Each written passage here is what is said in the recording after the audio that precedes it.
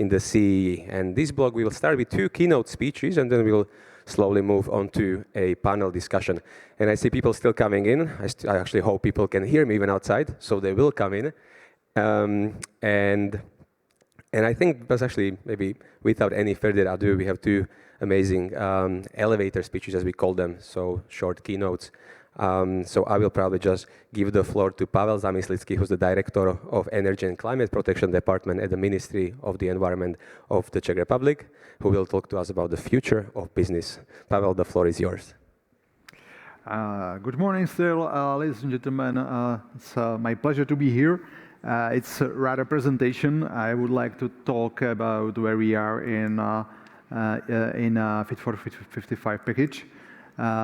So it's of course important for you and for business models in order to get what is the further path in our transformation towards climate neutrality by 2050. So where we are, you can see on this picture. So I would say that we are in the middle of the transformation. If I take the whole time since 1990, where in many CEE countries started the revolution, not only political but as well economic revolution and transformation to the market economy. So in terms of the emissions, we slashed emissions within the EU roughly about 30%. But the most crucial and most important part is still ahead of us. Since 2030, we should achieve at least 55% emission reduction in GHGs. And what I mentioned, by 2050, achieved climate neutrality. It means that almost in all sectors, we should achieve decarbonization or full decarbonization. And for the remaining emissions, in the end, we should compensate them by sinks, by natural sinks in the forestry sector, or by technical sinks, thanks to technologies like CCU or CCS. Just briefly looking at the key steps in the recent time in the European climate policy. Everything important, I would say, started in 2019, that in December Commission presented the European Green Deal, which is the enormous package of different policies and measures which are focusing on different sectors and decarbonization or climate adaptation or financial sustainability. So it's really huge. What is another important element of the whole process is the European climate law, which was proposed by the Commission in March 2020, which is, let's say, which is cementing the targets and the pathway by 2050. So we have now 2 important steps: the target or the milestones, the target in 2030, the final target in 2050. What is remaining is 2040, and is going to be proposed by the European Commission next year. So then we will have the whole pathway for GHG emissions. It means for whole sectors and greenhouse gases. Another important step I would like to mention, that there was the target for 2030 set or proposed and set, and I would like to speak in most detail is the 55% package Fit for 55, which was proposed by the European Commission in July 2021. It was the main challenge for I would say 3 or maybe 4 European presidencies, including the Czech one. Slovenian presidency started debate about the package. During the Slovenian presidency, we heard about the implementation proposals, the details about the impact assessments. Then the French presidency took over and started preparation of the council positions. in respect of different parts of the package. You can see a lot of acronyms. I hope that for majority of you that you are familiar with all of them. I will speak in more detail about at least some of them. So the French presidency in June 2022 concluded the work on the position of the Council.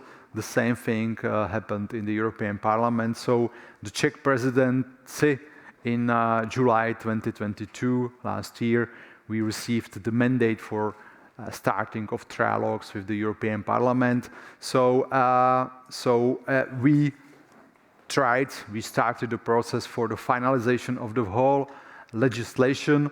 At this slide, you can see just a list of climate files, because in the Fit for 55, you can find as well the energy part. So the list is really long and really huge. And at the beginning of the presidency last year, we just made the debate on how many of them we could conclude. I mean, the trialogues with the Parliament, because they are quite lengthy.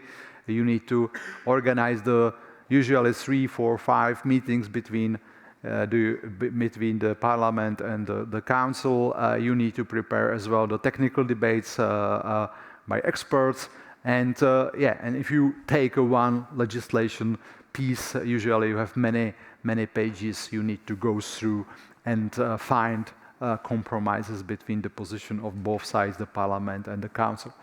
So at the beginning we discussed that maybe 3, 4, 5 files would be okay to agree during the presidency. Finally, our negotiators were so skilled that we achieved all agreements on all files during the Czech presidency by the last trialogue, which took place on, I think, 20 December on ETS and all the ETS elements.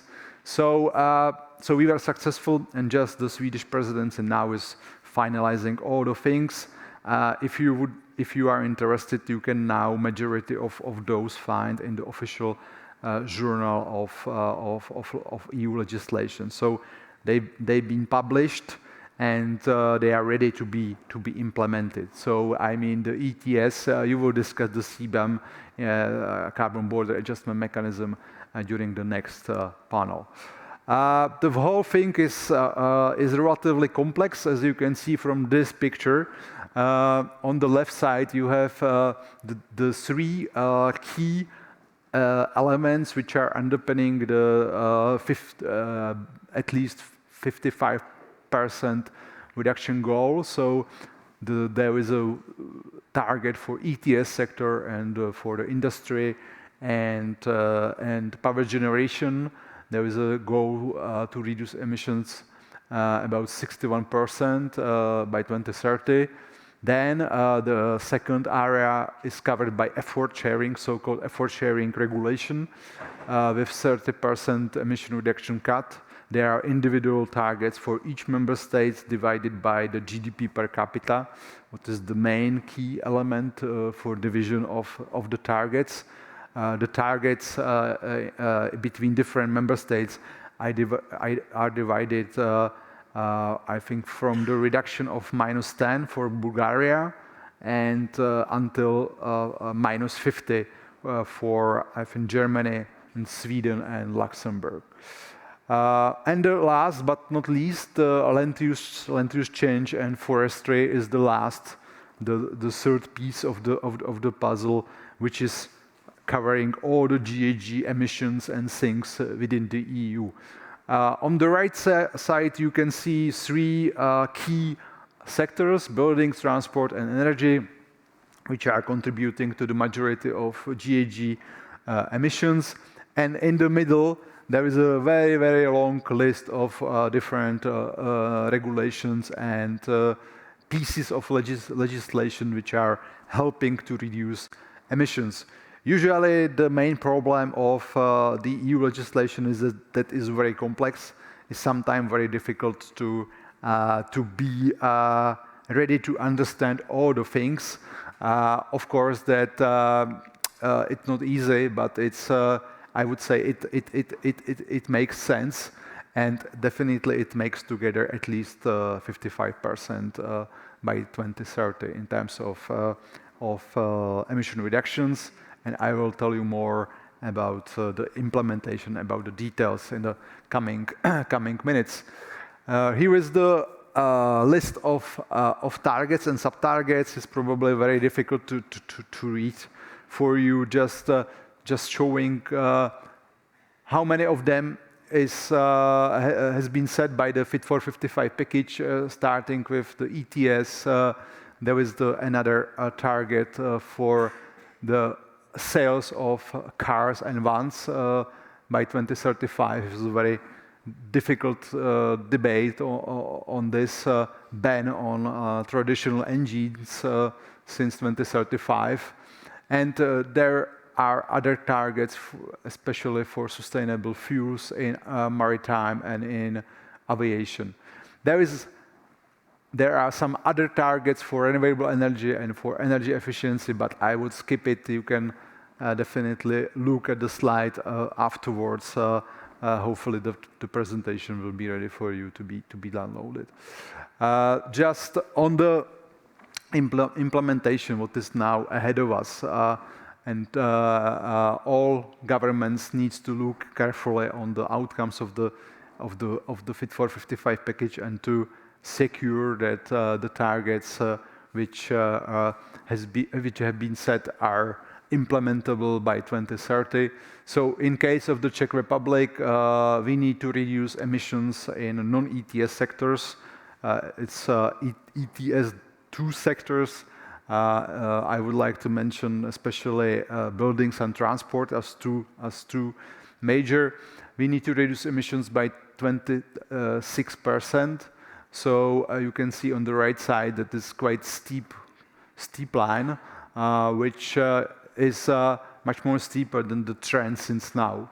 So it's going to be quite challenging for all member states to achieve what is regulated by the so-called effort sharing, and we hope that especially ETS2 as a new element, it means that the emission trading scheme was enlarged and now should cover as well the transport, building and other combustion sources outside the ETS1, that it will help. It's important that MRV, it means monitoring, reporting and verification, will start in 2025, but the pricing of emissions, it means that the first rounder of emission allowances will take place even in 2027. The third important target for the Czech Republic is the target for CO2 sequestration in forest and soils, so-called LULUCF. It's the target has been set on the level of the sink of minus 1.2 million of ton of CO2. What is quite challenging because just the Czech Republic is in the sinks. On the opposite side, we have very huge emissions. It's around 10 megatons annually, thanks to the bark beetle calamity, which is killing spruces in our forests, and so we need to completely adapt on climate change, on bark beetle calamity. But hopefully by 2030 the situation in Czech forestry sector will be better and in the whole region, because our structure of forest is not very sustainable in terms of the impacts of climate change. I mentioned the new limits or new standards for CO2 from cars. There are other targets and sub-targets coming from the Renewable Energy Directive and Energy Efficiency Directive, which all member states, including the Czech Republic, needs to plan in the update of the National Energy Climate Plan. So all member states that they have already the National Energy Climate Plans, what is something like a Bible, how you would like to plan in your energy intensive and other sectors to decarbonize. and how you would like to fulfill your 2030 targets. So all NECPs must be updated, and they will be, of course, checked and reviewed by the European Commission whether they are fit for all the 2030 targets of the Union, whether they together are giving the right numbers. So this is the reason why update of the NECPs is very important during this year. Just a small snapshot from the modeling. We have the consortium of experts called CEPIA, Social Economic Impacts of Environmental Policies Modeling. So during the autumn last year, that they focused the models on impacts of Fit for 55 on the Czech economy. So there are some interesting results just showing that for the ETS sector, it means for industry and for energy sector, it's enough of inputs coming from the price of EU allowances, which is now roughly 85 euro per ton of CO2. In this year, you maybe recognize that the price taken 100 euro target, but now it's relatively lower. But together with existing financial resources coming from the modernization fund, that the sources will be enough. The inputs will be enough for ETS1 to cope with the target. For ETS2, it means for transport and for buildings. That there is the different situation. We can expect the start of the ETS2 I mentioned only in 2027. So there is a need to start immediately with action, with subsidy programs, and with motivation to do something with emissions from ETS2. Otherwise, the targets won't be met. And there would be the negative impact on GDP because the price of allowances in ETS2 would cause lower consumption of households, and thanks to this, there would be a negative impact on GDP. There could be a positive impact if all ETS financial sources would be generated in the right way. So it means that the ETS revenues and modernization fund revenues, especially, and social climate fund revenues, would be spent in the right way. The ETS directive should help because now it says that member states must use or shall use all the ETS revenues in the climate investments, or to support climate investments. Just on the charts here, you can see the impact of the price 45 euro in ETS2 on the different fuels. So hypothetically, for natural gas, for gasoline, and for coal, you can see what would mean if we have 45 euro price. What is the impact on the final price for consumers? In terms of natural gas and gasoline, the impact is not so huge. It's around 5%. Of course, in terms of coal, the impact is around 20%.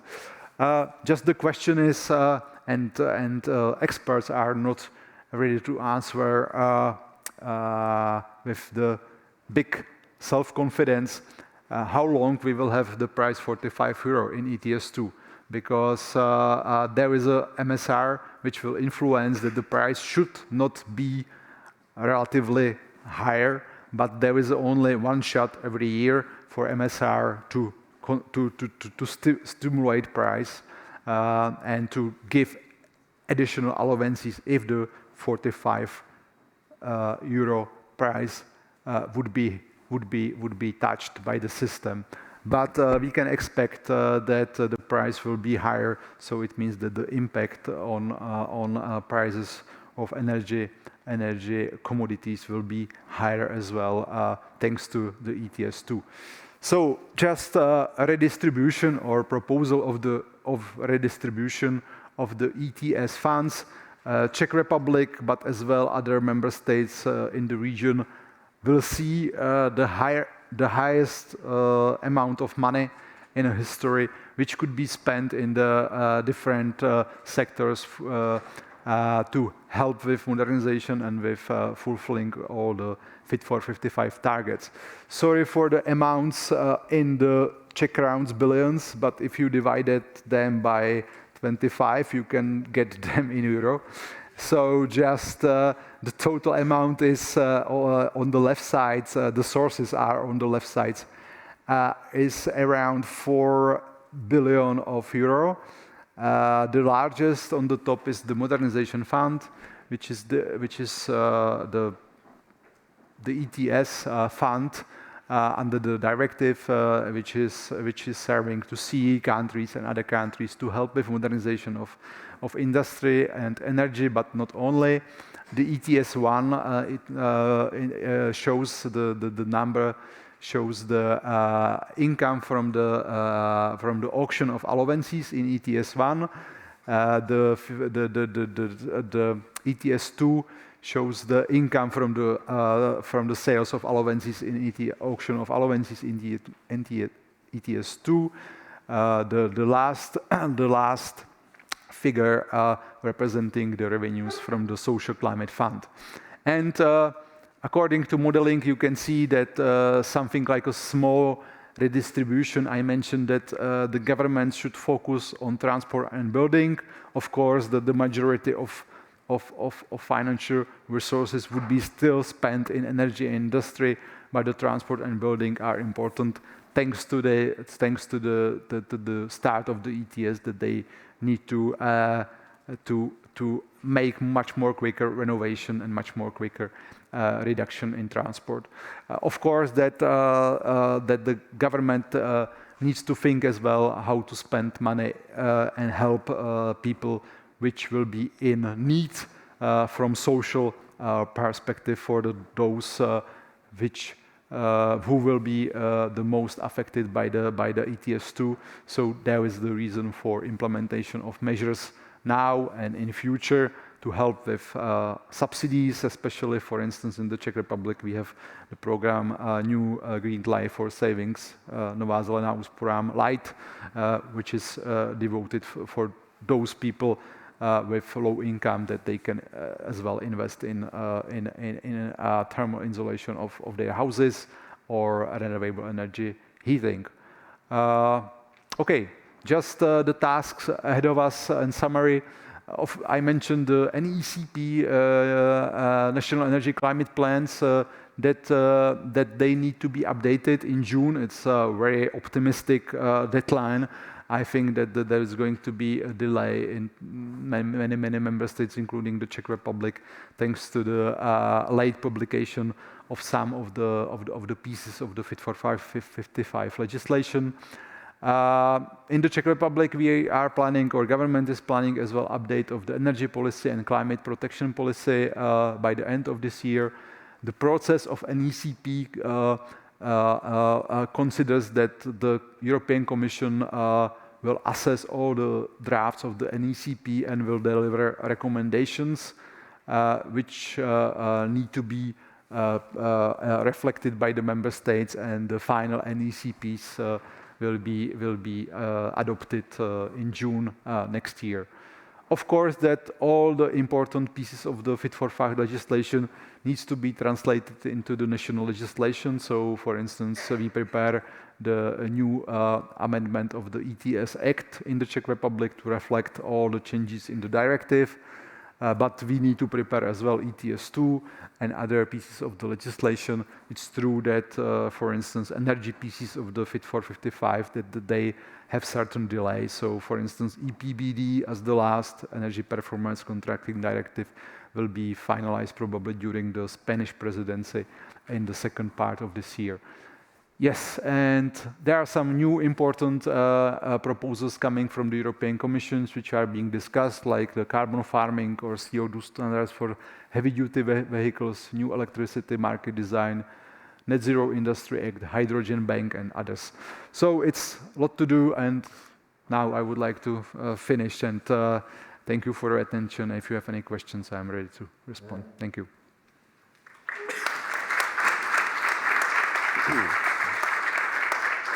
I'll stand here. Thank you so much, Pavel, for the presentation packed with information, actually. With one thing is for sure, especially looking at the bullet points on the last slide, it's been keeping you busy. I can see that. That was, from my perspective, actually a very, very useful presentation full of information, and that is, if you think about it, so there's so much behind that work where you have to go through all these legislations, which usually are hundreds, if not thousands of pages, to actually distill it like that, to have it in the slides and to have that good overview of what is happening and what is planned and what's in the pipeline is actually very valuable. And as you mentioned, I think we can share the slides with which we will do. So thank you so much for providing this very useful overview. And so just to mention, I've been told by my colleague to mention that there might be still in this room, some people who are supposed to be or are expected at the decarbonization of industry roundtable next door, although I have already seen some people disappearing during the presentation. So probably, if there's still someone who is meant to be at the decarbonization of industry roundtable, you can slowly now disappear while I talk. No one is looking. And then now we will move to the second elevator speech, or the keynote speech, and this will be delivered by Dr. Helena Naffa, who's the Associate Professor of Corvinus, University of Budapest, and who will talk to us about the paradigm shift in sustainable finance. The floor is yours. Thank you.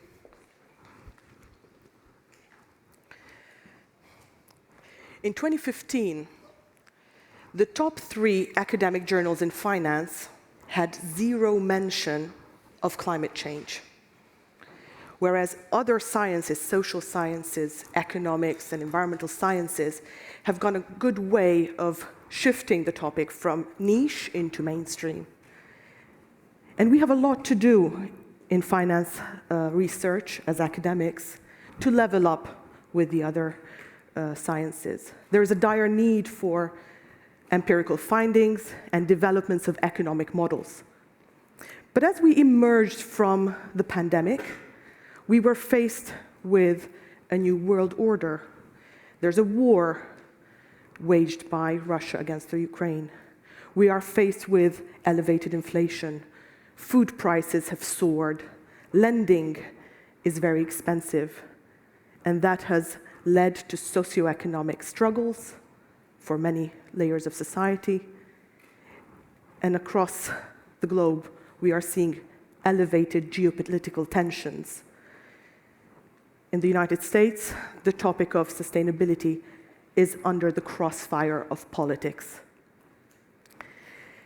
And there is a dire need to progress with scientific findings. We've spoken about sustainable growth in this conference. This is an oxymoron, 2 conflicting terms. How can we grow sustainably, endlessly? Let's change that terminology with sustainable development. And let's consider other ways of achieving sustainability. Degrowth was brought up as a viable alternative. So we identified what are the dire questions that need to be answered by academia in finance to the pertinent questions that are faced by the industry and by decision makers and the regulatory. The first pillar is disambiguating the confusion that we read in the literature. There were very interesting talks in this summit and even very conflicting debates on the need for standardization of the ways we measure sustainability, of the ways we present the data. Is it useful to have heterogeneous opinions, or is it just adding to the aggregate confusion? as we read it from the MIT paper. But we believe that we need to enhance the economic models to incorporate the consideration of sustainability.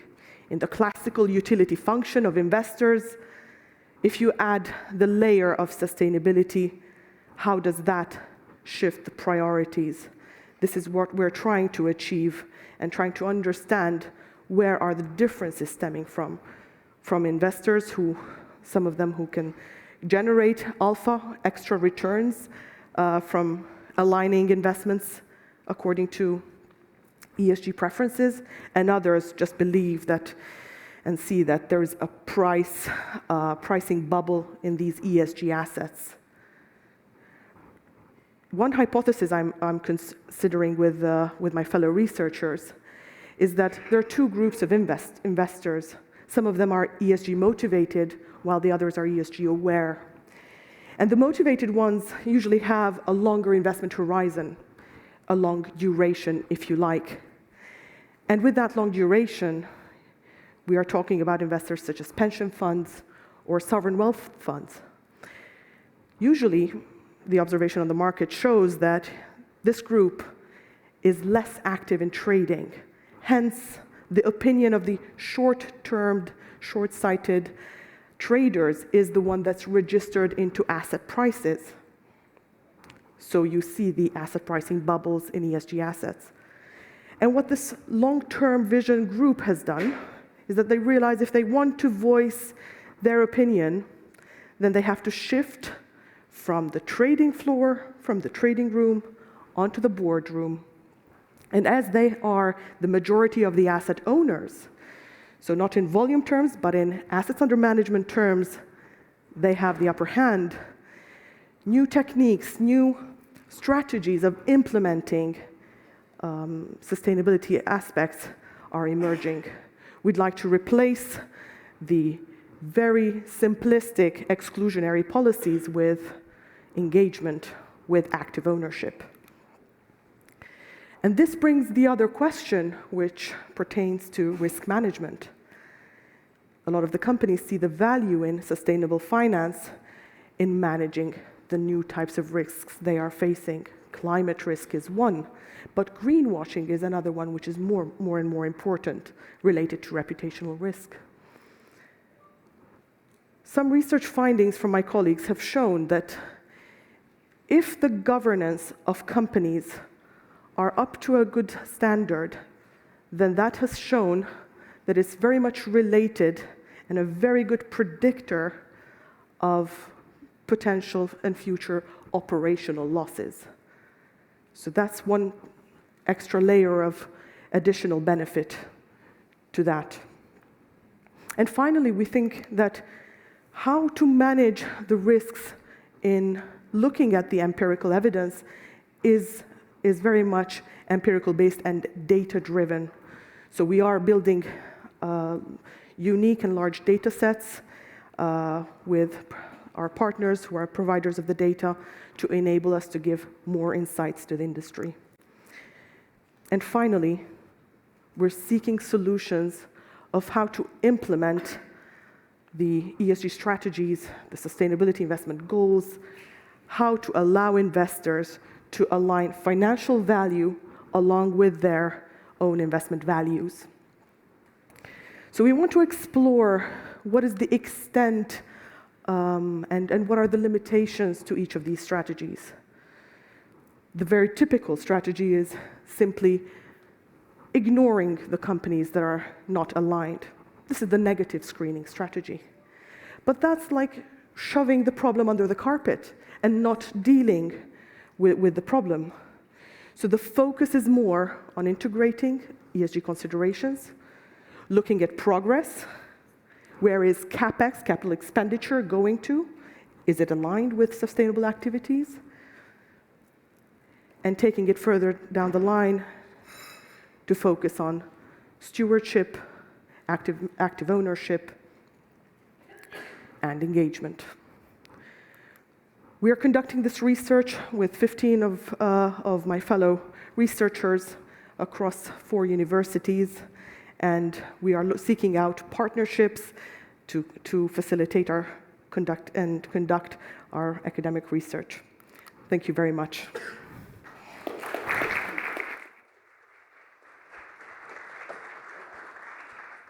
Thank you very much, Helena. It's actually amazing to see that research like that is happening here in the region in Central Europe, and you're doing a really, really good job. So if anyone would like to maybe participate or support the research, which is really useful for, I think, for the market overall, and actually for all the actors in the market, definitely speak to Helena later as well. So thank you so much for that. I'm actually enjoying this section a lot because we have now seen and hear more about the academic research on these topics, which is really good to see that is developing as well. We have also heard from the government and from the governmental angle, so it's a nice combination of different backgrounds and different sides of sustainable finance, whether that is regulation or research or trying to apply research and regulation in practice. But now we will be moving to the panel discussion of this section, which will focus on sustainability in CEE business models. And this section will be moderated by Rafael Minder, Central and Eastern Europe correspondent for the Financial Times, who I am inviting to the stage. And I will let you introduce the speakers yourself, maybe, because apparently I've been stealing jobs from moderator. Shall we take seats here? Yeah, yes. So, fellow panelists, please, let's take our seats. Yes. So I'm inviting all the panelists to the stage, and I will then, Rafael, let you introduce the speakers once they're sitting. So enjoy the discussion. Thank you. Hello. You should sit under your own name. Oh, you think? Sorry. Okay. Nice meeting you, Pavel. Don't do that. Nice to meet you. So it's a pleasure to be here. Many thanks for hosting us. I have the great pleasure to have people with great experience and very different experiences with me. We have Hans van der Loo, who is the chairman of the Institute for Integrated Economic Research. He's based in Lausanne, has had a lot of experience of industry, worked with Shell, and will give us a perspective that maybe combines, straddles business, academia, and I think we'll benefit from that a great deal. Then I'm also introducing Fadi Alkhair, who is, as I discovered preparing for this, a man of many talents, known here in Prague for his chocolate and restaurants, but these days dedicated to the less succulent but more significant, perhaps, business of energy, providing technology for the grid and services to pretty much all the different industries that we can think of in this region in the Czech Republic, and at the same time also involved in the renewable energies, including the battery question, which is so important to us. And then Marta Mikliszanska, who is coming to us from the country where I now live, Poland. As you can tell, I haven't lived there very long because I'm still struggling a great deal with pronouncing the names of all the great Polish people I'm meeting. You did a great job, Rafael. Thank you. Marta is representing one of the most successful companies in Poland and now beyond, actually recently present in the Czech Republic as well. Allegro, the biggest e-commerce company in Poland, originally from the city of Poznan, now with a huge footprint, but not a huge carbon footprint, and we'll talk about that. Yes. But almost 8,000 employees, I believe. So perhaps I'll kick off. I had the privilege over dinner to speak with Hans, and 2 points that he made I was going to bring up. One of them was the issue of data and the problem of not including trade in the data that is used to calculate emissions. And we sort of look at emissions, but we don't look at what happens when they cross borders. And linked to that is the issue that is now being raised, but it seems at a very late stage, of what is happening to companies that have relocated to avoid tougher regulation, particularly in the EU, and how we can at least create incentives for others not to follow them, and possibly incentives for some of them to actually come back. Just as America has, since the presidency of Donald Trump, has done a great deal to get companies back onto US soil, what exactly is Europe, the EU doing, and to what extent it's doing it too late, or actually still has a possibility to catch up? And I think that ties in with some of the other discussions we've had on the IRA and other very important questions that are sparking as much enthusiasm, I would say, as fear at the moment in this part of the world. So maybe I'll start with Hans. Yeah, thank you, Rafael. And I did not know you would be the moderator because I didn't know your name when you're sitting opposite me at the table yesterday, but it was a good serendipity as we concluded. When I, many years ago, after the same university we attended, I joined McKinsey, I worked for a partner who said, what gets measured gets done. And if you cannot measure it, then it's very difficult to do it because you cannot measure progress. But you, quite rightly, Rafael, said you have to have the right data. Because if you measure based on the wrong data, you may do things because what gets measured gets done, but if you measure the wrong way, the wrong thing gets done. And that actually is a problem of ETS. Now, you did say I worked for Shell, so in 2002, Shell actually contributed to the birth, it sounds counterintuitive, to the birth of ETS, because we saw it as a better alternative for a flat carbon tax. Because a flat carbon tax means that every bottle of water or fuel is treated in the same way. But maybe that bottle of water or that liter of petrol is made in a more environmentally friendly way than in a very old refinery. So we wanted to see the innovation and the investments made in clean production reflected in the way you were treated. And a flat carbon tax would not do that. So we said to the Commission, come up with a system where you measure the actual emission and send a bill. The Commission then said, well, you're actually intellectually right, but it's a bit difficult to do that. It's much easier, we just levy it to the price and then we collect it and then we go with that.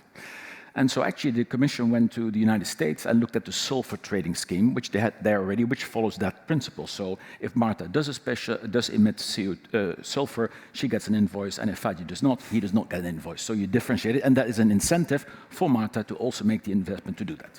That is what the ETS has done and achieved, and that is good. However, in Europe, the reference year is 1990. So everything we say progress relative to 1990. And the European Union thinks that they have actually done a good job in that they reduced carbon emissions since 1990 by 40%. However, quite a significant part of the reductions have actually been relocations. Now, the last time that I looked out of the window, I think there's only one planet, and there's only one biosphere. So it doesn't matter where you emit the CO2, what matters is, do you emit CO2? And whether you have it emitted by somebody else somewhere else, you are still liable for the emissions that you caused by signing for a contract of a new car or a service or what have you do. So we said to the Commission, you are actually measuring wrong. They said, well, yeah, this is interesting, but it's just too complicated, we're not going to do that. So we then went to Business Europe, which is the association of all the industry in Europe, and said, well, this is what they're doing. This is not in your interest, because your weaker brothers who will close shop in Europe may set up shop outside Europe, then bring in, say, steel to sell to Skoda into the Central European region and do not have to pay for the CO2 emissions, whereas those that stay here do have to pay. That's not a level playing field. So Business Europe went to the Commission and said, well, this is no good. And, well, yeah, but you have better staff, and we've got all the innovation, and we've got subsidy for R&D. So we went to the ETUC, the European Trade Union Confederation, and said, well, this is what the European Union is doing. This is not good for your employers, and if your employers go bankrupt, your members will lose their jobs. So they went to the European Commission and said, well, this is not good what you're doing, because if you do what you do, our members lose their jobs. And you know what? Our members do not only have jobs, they also have votes. And then the European Commission listened. So in 2016, I have left Shell 10 years ago. I'm now the chairman of a think tank. We developed an idea, which we called TAX, not T-A-X, but T-E-C-S, True Energy and Carbon Statistics. So basically, we in the West, the OECD, are burdening developing countries, saying, oh, you're really doing a bad job, China and India. Look how much CO2 you're emitting. but the bulk of the CO2 they are emitting for us. So we should be paying for that. And also that CO2 emission should be on our account. Because what in the end we want, Raphael, we want to change the behavior and the choices of individual citizens of the world to be aligned with well-being of future generations. And by just shoving it to somebody else's... so now I've got a clean garden now, Marta and Fadi, you've got the shit. That does not work. So it's sad to say that it took 6 years. So we presented CBAM, TEX, True Energy and Carbon Statistics in 2017. And last month, the European Commission and the European Parliament agreed on the carbon border adjustment mechanism, which means that if you, wherever in the world you produce, if you sell your product in Europe, you're treated in the same way as your European competitors. And it's not so much, you said that Trump wants to bring back companies. Europe does not want to necessarily bring back companies. Also, some of that happens because the long-distance management is difficult.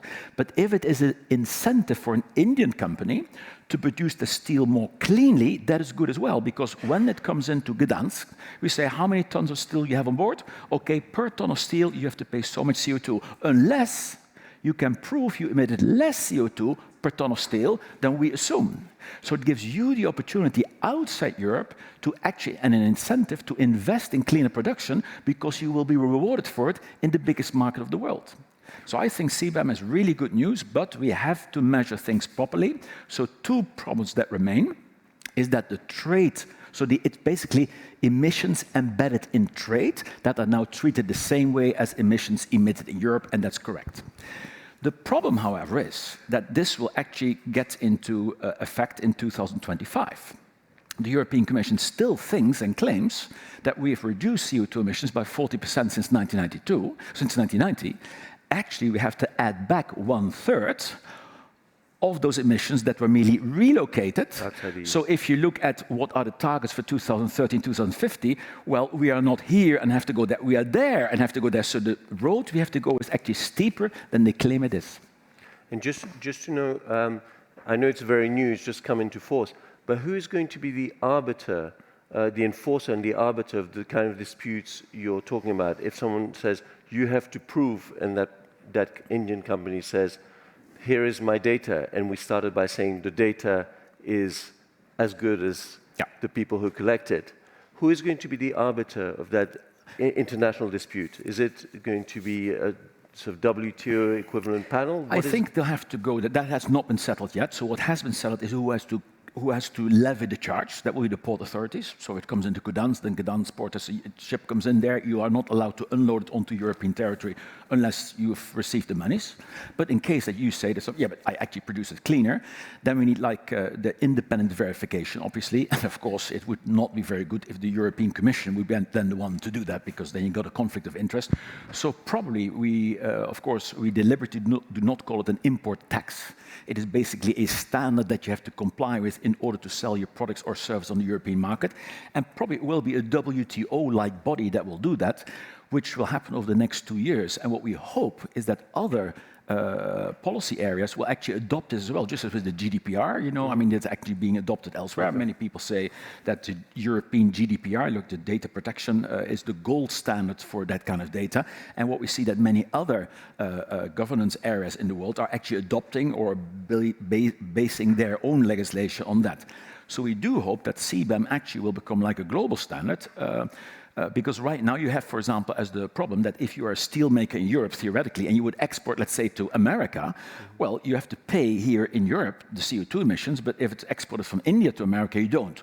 Or should we arrange that for the export, you actually get the money back? So these are things that are still debated, all in order to make sure to do two things. One is a level playing field, and secondly, to have an incentive worldwide for lowering the carbon emissions for all the things that we do. Fadi, we heard just before from the Deputy Director General of the Environment Protection Department of the Czech Ministry.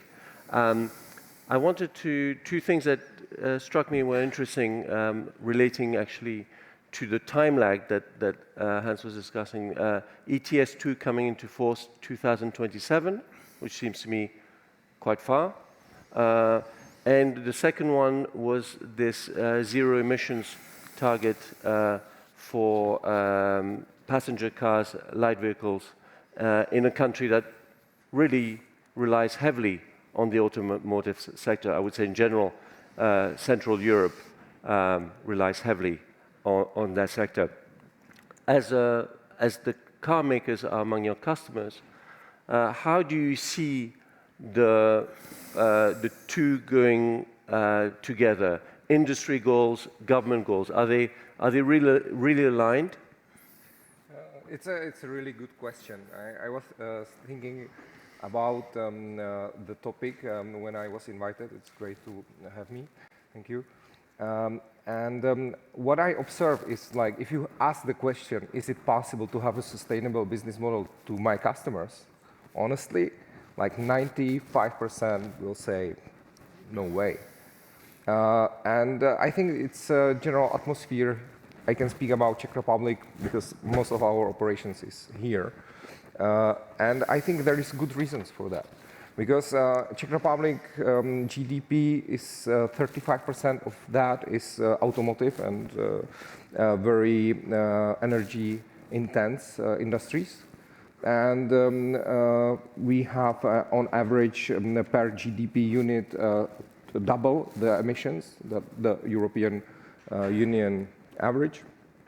So we are in a position where we are really our economy and jobs are very sensitive, and also sensitive to the topics you mentioned. And I would be really happy if my customers and our partners will be here in the room and hear that there is someone doing something about it. Because what I see is that they are missing some kind of like vision and direction. And for example, if you compare Czech Republic to Germany, where the Minister of Industry, Mr. Hubek, introduced some kind of like vision and plan how he gonna align these two targets, like being more sustainable and preserving the industry, there is at least a vision. But here, there is not even a discussion about the vision. So the people in industry, industrial owners, managers, they are really on the fear side right now. And they are just reacting on what's going on. And there is so many things, not just the legislation, but real structural things. We had the highest increase in energy prices. Like considering what I've said about the structure of our industry, it's a big shock to our economy. I think we are still not really aware of how big the shock was. And before that, the COVID situation. So it's like constant juggling, trying to like somehow stabilize for the industrial managers and owners. And it's completely, the strategic discussion is completely out of the table. And it's out of the table on the level of boardrooms, majority of them, and it's out of the table, it's not on the table on the public level, and that's really what concerns me. So if you ask me if a sustainable business model in Central Europe is a mission possible, I would answer it is if it's possible anywhere else, but we need to really sit and speak together. What kind of country, what kind of industry we want to be in the future, what is possible, what is the structure of our talents, and how we're gonna proceed. And we don't have such discussion. So the demand for photovoltaic, for me, it's great. I can kind of like navigate in the situation. We install a lot of photovoltaics. We have a huge demand for batteries. But when we want to speak about longer perspective with our customers, they, oh, just fix the high prices of energy. Let's do the simplest, less risky move to just stabilize. We don't want to discuss anything else because we don't know what will happen in the future. We don't know what this country wants. Does it want car manufacturing? What type of car manufacturing specialties? What is the long-term vision? It's absent. So it's a very difficult situation here in Czech Republic. And I'm a little bit envy because I watch Poland and I watch the movement there. And I think you are much more brave to discuss and reinvent yourself than we are. Unfortunately, until now, last 15 years, we are trying to conserve the status quo. That's what the situation here. Marta, Hans was saying what really matters is what the end user does, not, you know, nothing really else should matter.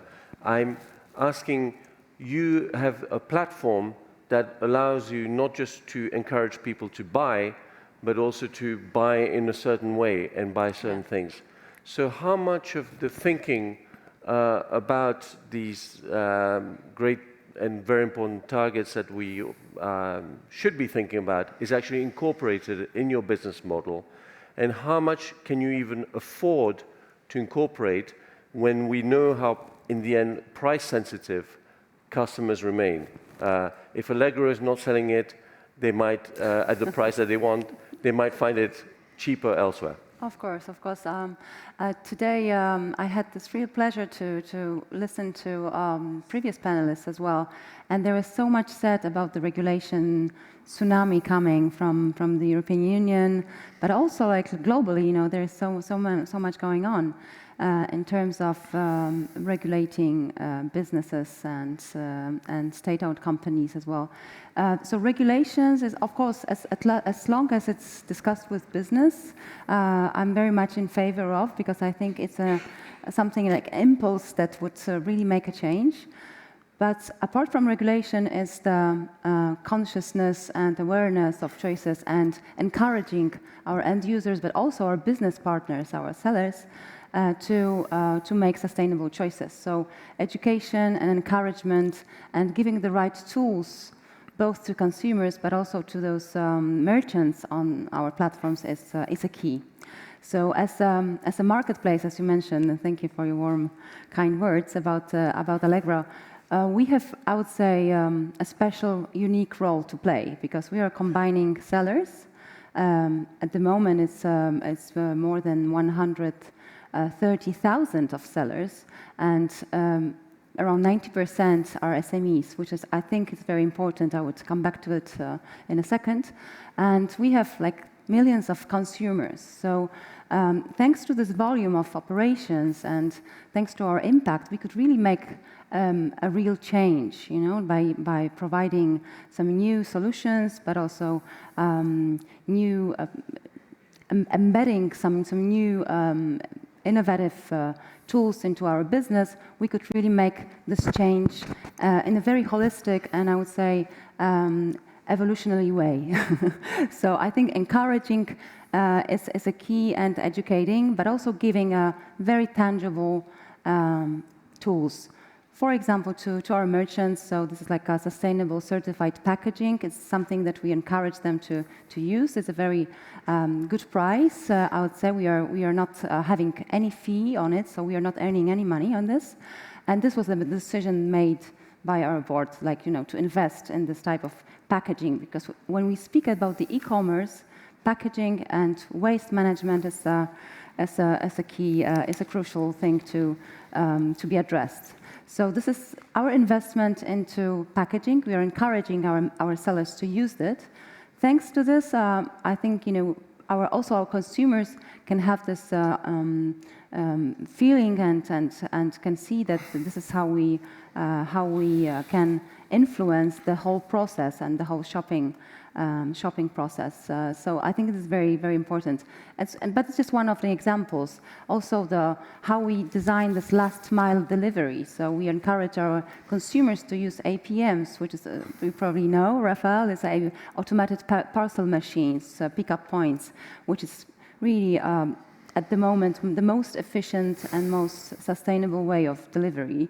Which is very advanced in Poland, right? And it's very popular, but I'm really glad, because, you know, this is how we want to encourage our consumers not to take this delivery to the door delivery and the courier, but like to choose, you know, different ways of logistics. So which is really better for the environment, I would say. So of course, the tools and examples I'm giving now is something that is very important for us. We want to, of course, we are measuring it, so we know that, you know, on the numbers show that both consumers are getting more and more demanding in this, and they want to have this process, delivery process, but also shopping process, easier, but also more sustainable. So we know that this is the right way to go. And for the sellers, it's a long way. I mean, we are supporting them. We know that encouraging is more important than forcing them, because they would, as you said, they would simply choose, another platform, like, to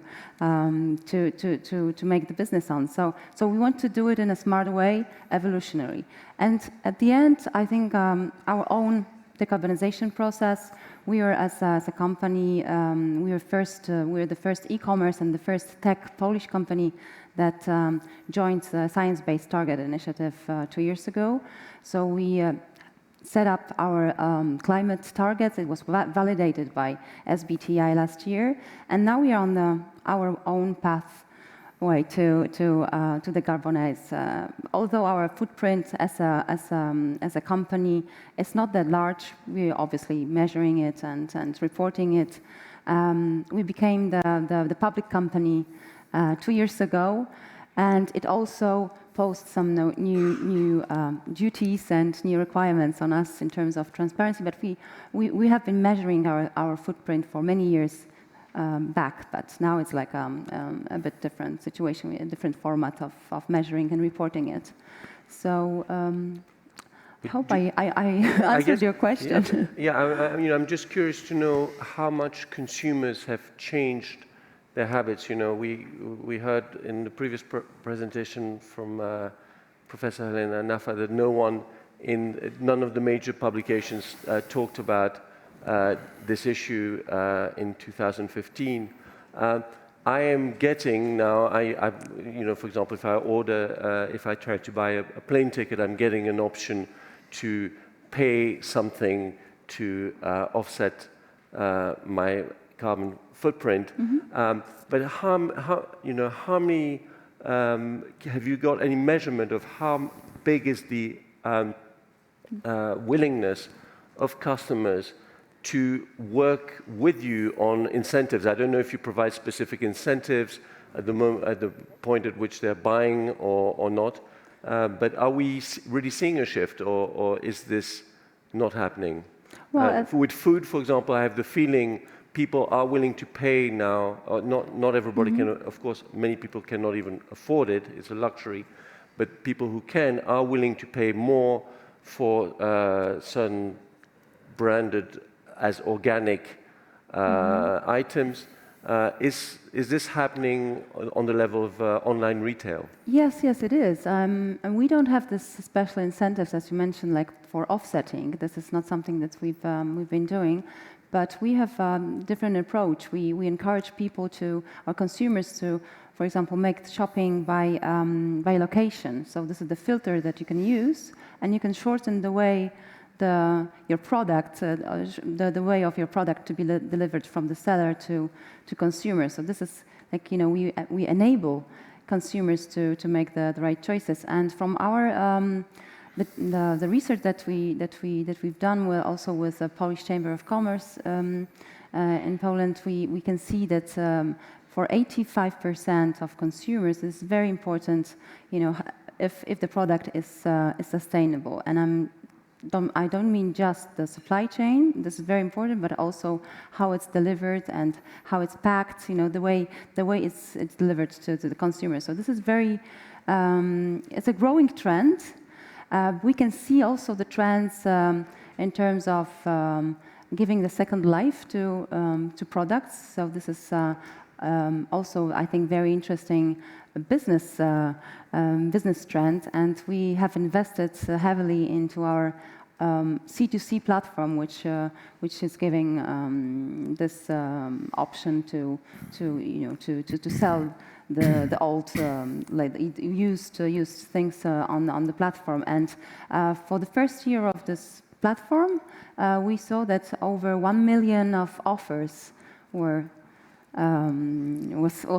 sold on this. So I think it's to see the options and possibilities and chances where they are, and to use them in the right way, but also to communicate it in a good way. So I think communication is very important, and this greenwashing thing and green claims was also a topic of today's panels.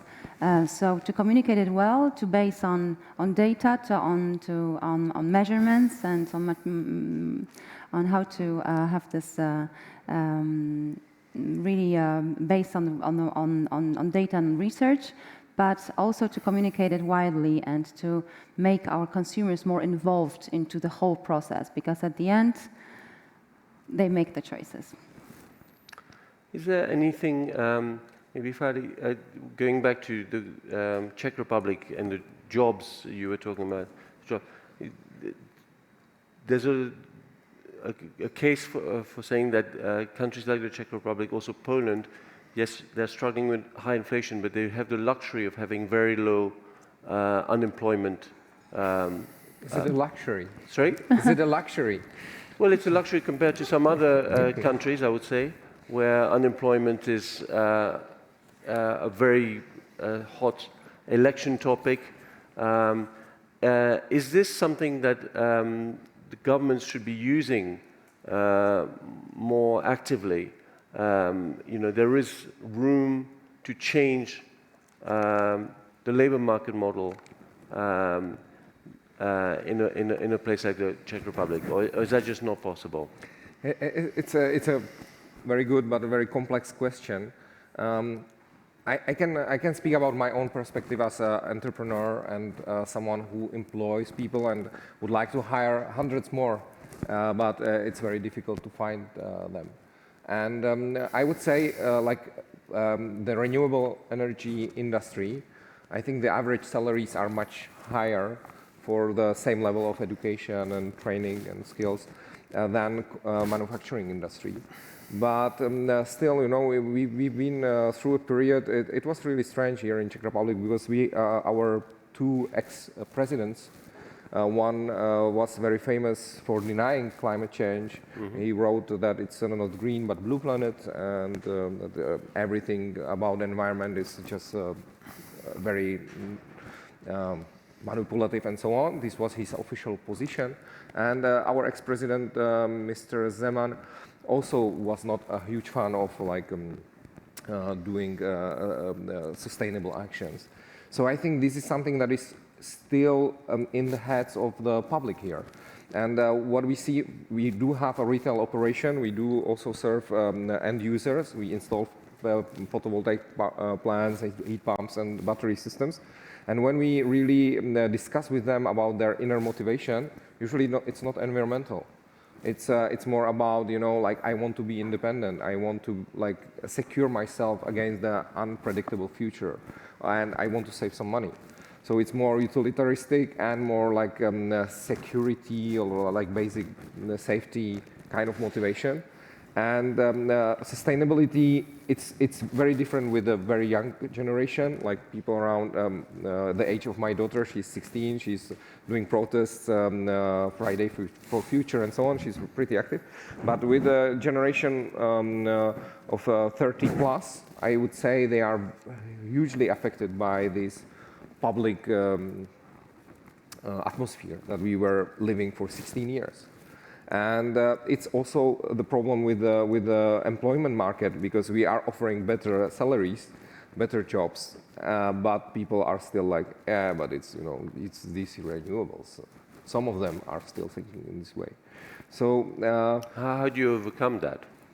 We communicate the benefits and the word of mouth of our employees. We try to take good care of them and offer benefits. And we also are partner, and we co-founded the Modern Energy Union, which is a platform that is joining all renewable association with industries. I think it played a huge role of trying to change the public appearance of modern energy technologies and renewables and so on. So we are trying to cultivate the environment, but 16 years is a long time. A long time. Maybe Hans, I wanted to ask you. You told us the story of how Shell was behind the trading of emissions and used a sulfide trading model from the US. How much do you think the oil and gas industry is trusted as a player for positive change, and what can they do to overcome that? You know, I have the feeling, for example, in Poland, there is an energy transition going on, but there's very little faith that companies that still have, in some cases, coal assets or are heavily reliant certainly on some fairly dirty energy should be the actors of this. What can be done to overcome that? I think many people would be surprised to even hear that Shell ever tried to help solve any issues relating to climate change. Well, of course, it was a choice between bad and less bad. Right. I think there are oil companies who would prefer no trading for carbon emissions at all. But we sort of realistic, okay, that's what society wants, then what is the best model to have that? I think that you probably know, are familiar with the Edelman Trust Barometer as well. I mean, we're in an all-time low in trust. I mean, in the oil and gas industry, it is very low. In politics in general, it is pretty low. Journalism too. Journalism too, because of the fair and the good was accepted. But you get tired with the same. So no, that's. I mean, people are pretty indiscriminate. If you're an oil company, then they're all bad. And so people are surprised, what, you did that? And you behind this? I mean, how can that be, you know? Some people will say, well, what are you doing now? Are you now self-flagellating yourself, you know, to earn your space in heaven? I think the real problem is that both the citizens, national governments, and the European Commission, and actually all, but I just spoke about Europe, suffer from reality blindness. And that is a very big malady. For example, he's left Pavel now, he did a very good presentation, but on there, and you'll be sympathetic to that, it said post 2035, you know, vehicles will have 0 CO2 emissions. Well, then those vehicles will be bicycles. Because cars cannot have 0 CO2 emissions. You think that because an electric car does not have an exhaust pipe, there are no emissions. No. That's exactly the same promise with ETS. We've relocated the emissions. And that's actually quite a pleasant feeling for quite ostrich-like beings like the Homo sapiens, because if we cannot see the pollutions, well, then it's clean, isn't it now? And if you see what's happening in the Democratic Republic of Congo, where teenage girls and boys walk on slippers, so with their bare feet, through the mine sludge of cobalt. Now, for those that don't know, your skin is an organ, just like your heart and your kidney and a liver. Your skin is an organ, it's open. If you walk through poisonous sludge, these people will not achieve the life expectancy that we have. Many of us don't even know about that. So we feel very comfortable driving around our electric car. Perhaps what will help is that the general myth is that renewable energy and electric vehicles over time will get cheaper. Now, the reason why many people believe that is they only look at part of the curve, and they do not look at the total of the curve. So the reason for example, solar panels, and you'll know that very well, have become cheaper. The biggest price drop was when the production side for solar panels went from Germany to China and from the turbines from Denmark to China. So basically what I'm doing, I'm substituting expensive German and Danish labor for cheap Chinese labor. That we cannot do again unless you come up with another China that's even lower there. So that's a one-off. Then we got 2 more factors. One is that technological improvement, efficiency. They get better and better, you know, they look better and better as well, no longer the shiny thing. So that gives you marginally decreasing cost advantages. Scale helps as well. If you do a park with 100, that is more expensive than you do a park with 1,000 or 10,000. So that is a scale, but that also is marginally decreasing benefit. Mm-hmm. Now comes the 4th factor that is outside our scope of vision, is where does all this metal come from? The sun and the wind are for free. We agree on that. But you know, these lights do not work on photons, they work on electrons. So first of all, I have to capture the wind or the sun. Then I have to convert the air movement or the radiation into electricity. That's conversion. Then the sun is shining during the day, but the lights are on during the night, so I need storage, cobalt. And then, of course, I need to bring the electricity to where you want to have it. And by the way, electrons do not go through the pipeline infrastructure that we have through Europe. We need a copper structure in for that.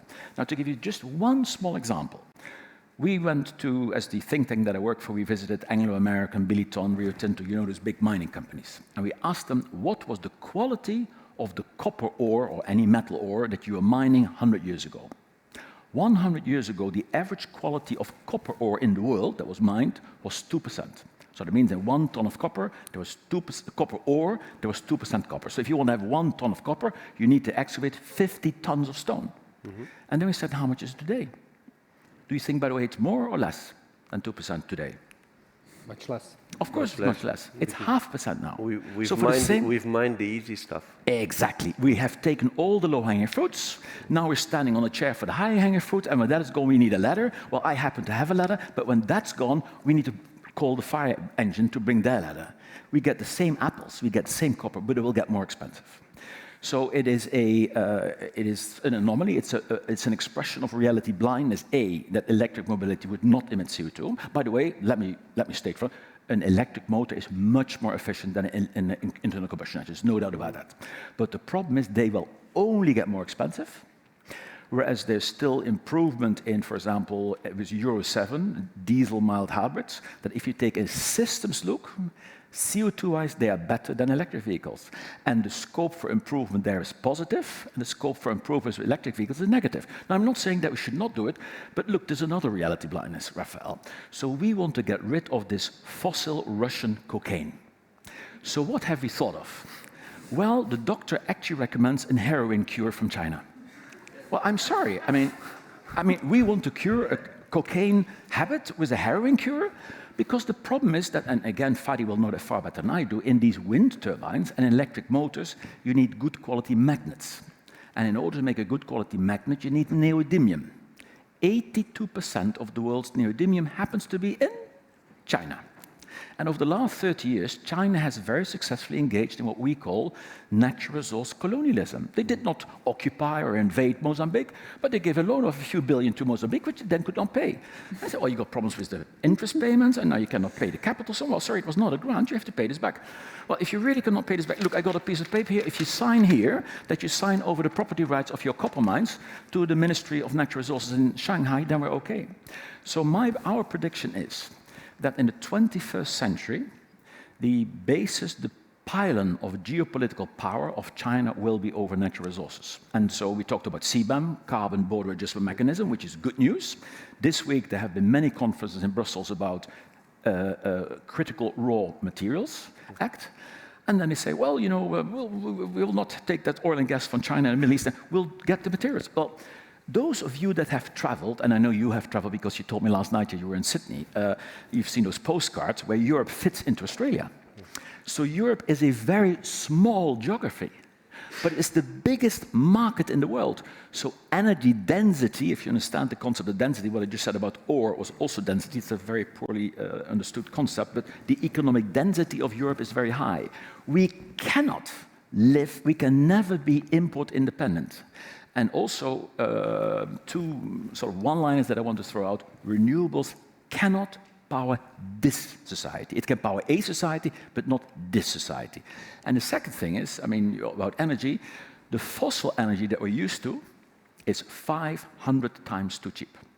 A fair price for 1 liter of petrol would be 1,000 euros. Can you imagine what our world would have looked like if the cost would have? And I can explain why it is, if you want, but I won't take up time. No. But you know, if it would have been, the world would have looked very, very differently. So what we should do now, we should build a society that can deliver well-being to people with much less energy consumption. Mm-hmm. So the pricing is one of the main tools. Of course. I wanted to ask Fadi, can I react? Absolutely. You remind me so much. My favorite author, Václav Smil, is Czech origin. I'm an admirer of Václav Smil.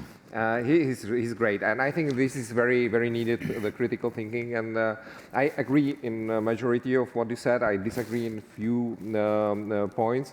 I really believe that we have technology that is able to mitigate this price increase. We don't need to use cobalt. There is a lot of alternative technologies appearing, and some of them are getting mainstream. So I think there will be some surprises. I will not say that 100% the price will only increase, but what I do agree with is like there is a lot of myth and a lot of buzzwords around. Like for example, you know, like seasonal storage through hydrogen. The overall physical efficiency of that process is 30%. Yeah. Water, gravity, 75. So like there is a lot of good reasons for being skeptical about the sustainability ideas and efforts, and a lot of myths there. So if we talk about the relationship, industry, government, we talked about the pricing is one, regulations another. And then in the previous presentation, we talked a little bit about the funds, subsidies. So these ETS redistribution funds, if I understood right, it's 4 billion euros, or the equivalent of in Corona here. Fadi, what would you spend that money on if you were the person who could actually choose the industries and the places to spend it on? I'm running around Czech Republic since 2015, trying to speak with everybody, trying to say, hey, there is a tsunami of funds coming. Let's prepare a bit. Nobody was listening. So right now, I think it's not about throwing more money. It's like pushing someone who doesn't have any training to do 100 push-ups one time. We don't have the capabilities, we don't have the capacities, we don't have skilled workforce, we don't have enough education, we don't have enough preparation in the grid. There is so many restraints beside the money that are a much bigger issue that is not allowing us to deploy as much renewables as we would like to. So thinking that you just threw some bunch of money and bunch of regulation and you will have a quick solution is I see that in the corporate world as well. Like, let's put the targets. Let's increase them. Let's do them double. Yeah, it's really nice wishful thinking, but it's not how the world operates. We need to adapt in the educational system. We need to really do the hard work to ease the regulation. We need to think about the vision. We need to think about how we're going to change and transform the grid to handle all this. And we didn't do that job yet. And it will take time. So throwing more money is not, I mean, everybody loves money, but it's not the real solution for the transformation. We have 5 minutes left.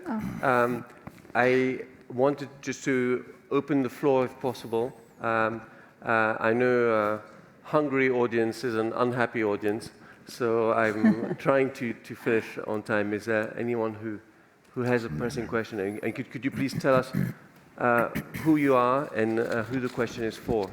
Thank you. Sure. Is it working? Thank you very much for a highly engaging panel conversation. My name is Corina Murafa. I'm representing here at the conference the Sustainable Investment and Finance Association of Romania, my home country.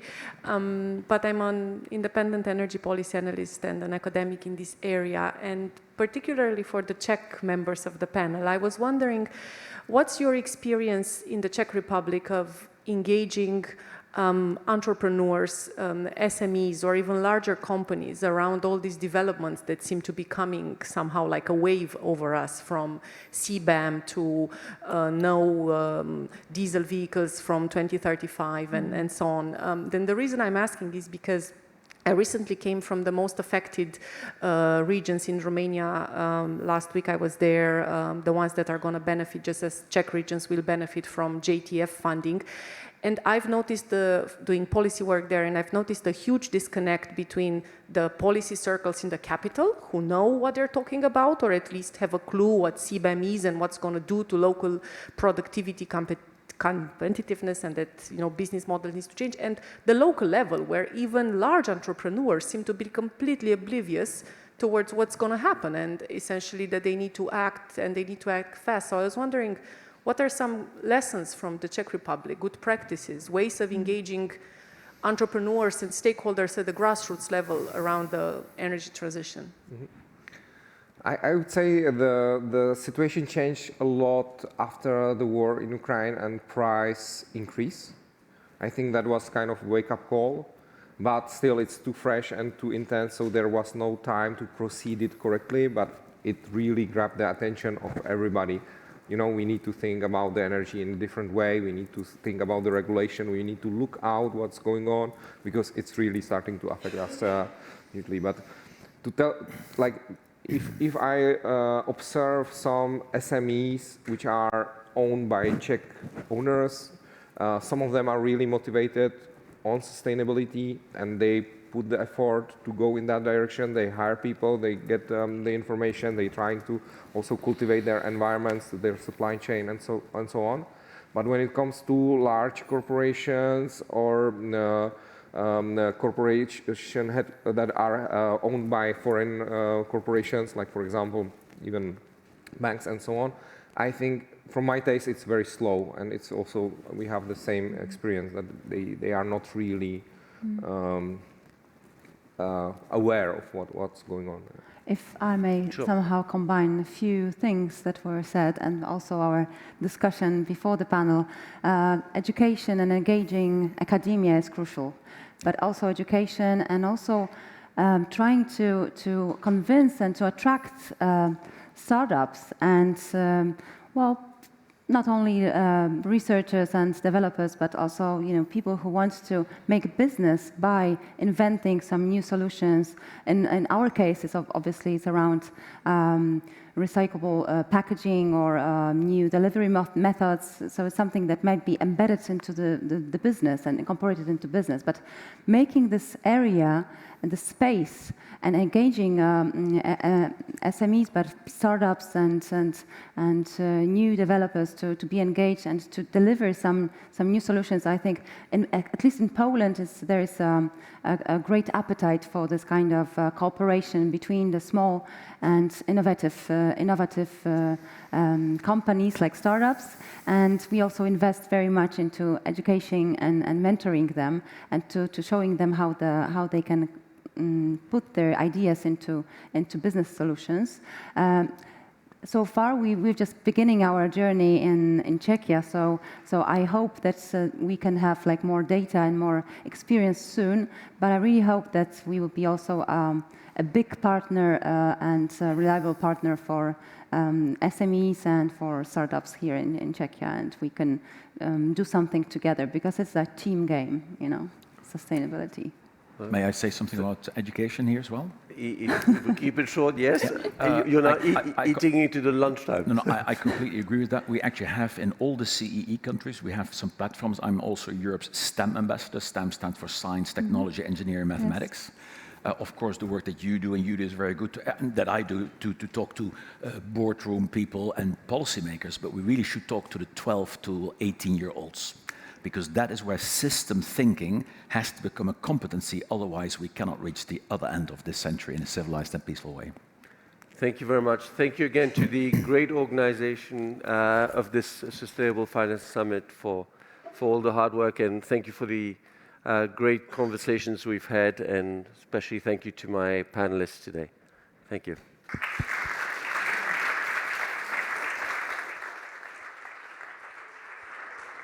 And I thank you for the superb moderation as well, Rafael, and to Hans, Fadi, and Marta, thank you so much for the contribution. I'll keep it very short before the lunch break. I'm conscious this is a very crucial time. I think this panel really well demonstrated and really amazingly distilled some complex information, and also CBAM and some of these new concepts which we are hearing about. I think probably I have never heard it so really well explained and put into practice. So I really hope you also appreciate that and you agree. So as I said, we will now have 1 hour lunch break, and we will then meet here at 12:30. So enjoy the lunch, and we'll see you soon.